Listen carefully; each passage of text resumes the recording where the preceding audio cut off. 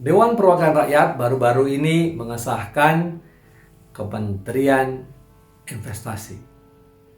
Apa maknanya bagi pembangunan ekonomi Indonesia, bagi diplomasi Indonesia, dan masa depan Indonesia?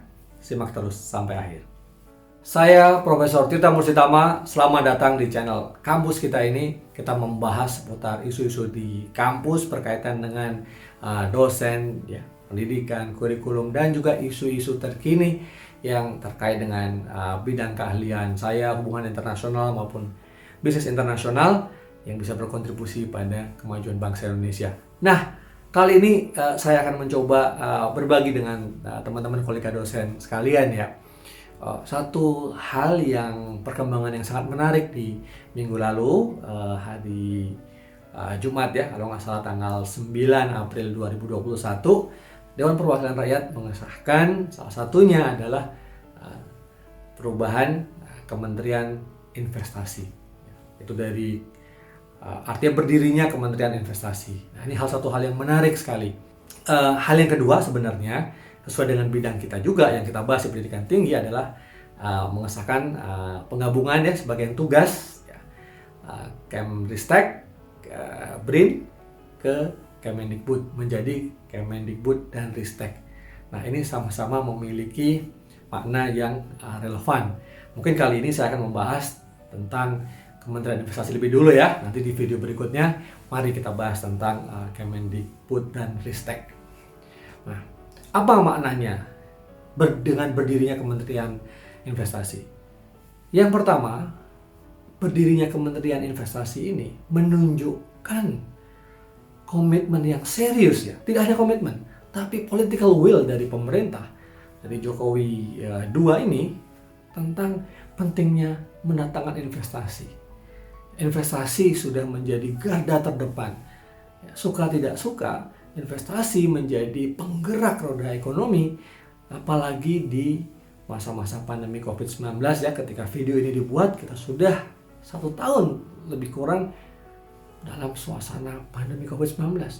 Tetapi pencapaian investasi Indonesia luar biasa. Nah, dalam status waktu itu masih status Badan Koordinasi Penanaman Modal atau BKPM. Nah, sekarang BKPM ini ditingkatkan statusnya menjadi Kementerian Investasi gitu ya. Nah, tentu ada tugas-tugas lain yang nanti kita tunggu. Tugas-tugas apa yang ada di dalam Kementerian Investasi yang baru tersebut, dan pasti akan diikuti dengan strukturnya ya, kemudian diikuti dengan program-programnya dan lain-lain. Tapi yang bisa digarisbawahi adalah ini adalah satu hal yang konkret bahwa apabila satu negara atau satu pemerintahan itu memiliki tujuan ya, atau meletakkan bahwa sesuatu itu menjadi hal yang utama, dalam hal ini investasi, maka perubahan kecil ataupun bahkan radikal, kalau memang itu diperlukan, harus dilakukan. Nah, ini merupakan menurut saya hal yang luar biasa.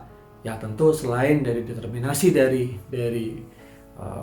Presiden Jokowi dan juga prestasi dari Kepala BKPM ya, Pak Bahlil tentunya. Hal yang kedua, dengan Kementerian Investasi ini ya, membuat Indonesia sejajar sama tinggi ketika harus melakukan negosiasi, melakukan diplomasi baik bilateral maupun multilateral dengan mitra-mitra asing atau calon investor. Bisa dibayangkan ya, kalau dulu Kepala BKPM ya, Badan Koordinasi Penanaman Modal, melakukan negosiasi atas nama pemerintah Indonesia, tentunya dibantu oleh Kementerian Luar Negeri dan lain-lain. Nah, mendatangkan investor asing, bertemu dengan pemerintahan negara calon investor, itu saja sudah berhasil. Tapi perlu dorongan kekuatan organisasional ya, struktural yang membuat kekuatan ya, menjadi lebih otoritatif.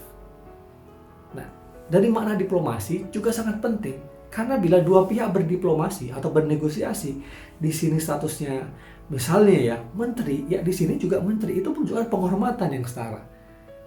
Tentu tanpa mengurangi rasa hormat. Waktu itu misalnya di pemerintah asingnya yang itu menteri, di sini masih kepala BKPM, ya. Tetapi itu benar luar biasa. Kepala BKPM saja sudah bisa mewakili pemerintah sejajar dengan menteri, kemudian bisa menghasilkan investasi yang luar biasa, mendatangkan banyak investor yang besar gitu. Tentu ini bukan semata-mata tugas BKPM ya atau prestasi BKPM, tentu seluruh orkestrasi dari pemerintahan Jokowi ya. Di situ ada kementerian perekonomian, ada kementerian koordinasi maritim dan investasi ya, itu juga memainkan peran penting, kementerian keuangan dan lain-lain tentu. Tapi yang ingin saya sampaikan secara diplomasi dalam fatsun politik internasional itu menunjukkan bahwa Indonesia menaikkan kelas dan dengan posisi itu bisa bernegosiasi dengan lebih baik dengan mitra-mitra yang di luar.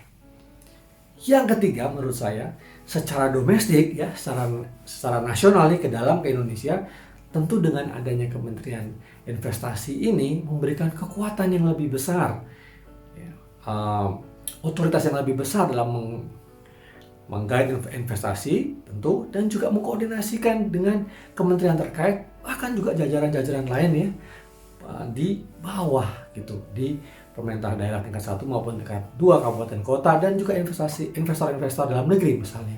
Dan ini menjadi semakin kuat sehingga tugasnya berat tapi juga diberikan otoritas yang besar juga. Sudah klop saya kira. Nah, dengan adanya kekuatan organisasional ya dalam hal ini dari 100 kementerian, kemudian mampu mensejajarkan ya, memiliki kekuatan ya, daya ungkit yang lebih tinggi untuk bernegosiasi dengan internasional, dengan mitra internasional, dan yang ketiga dengan memiliki otoritas yang lebih tinggi dalam mengkoordinasikan atau menggiatkan kehidupan investasi di tanah air.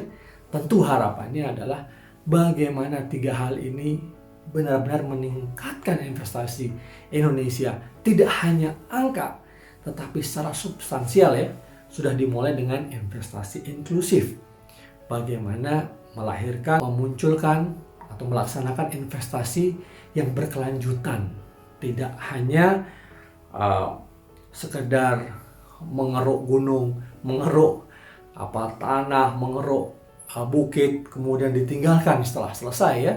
Tapi bagaimana ya yang ekstraktif industri tersebut juga diatur sedemikian rupa menghormati lingkungan. Ya, eco-friendly lah kira-kira begitu. Bagaimana produk-produk manufaktur maupun resource based industry juga itu memenuhi standar-standar internasional dalam hal sustainable development gitu. Nah, ini menjadi tantangan juga. Selain itu, bagaimana komitmen seiring dengan menguatnya investor asing, banyak datang investor asing di Indonesia, harapannya adalah tenaga kerja, lapangan kerja juga meningkat, tetapi juga pengusaha-pengusaha lokal, UMKM ini juga menikmati hasilnya, tidak hanya sekedar UMKM yang menjadi cantolan mitra ya, agar investasi itu datang. Nah, setelah datang terus ditinggal gitu. Saya yakin dengan adanya Kementerian Investasi ini tentu hal itu menjadi semakin kuat ya, terkoordinasikan dengan semakin baik begitu. Harapan kita seperti itu, dan dalam jangka menengah dan panjang harapannya UMKM itu tumbuh berkembang dan ekonomi nasional menjadi kuat dan kita berdikari di negeri kita sendiri. Tentu berhadapan dengan kompetitor-kompetitor kita di ASEAN maupun di benua lain ya.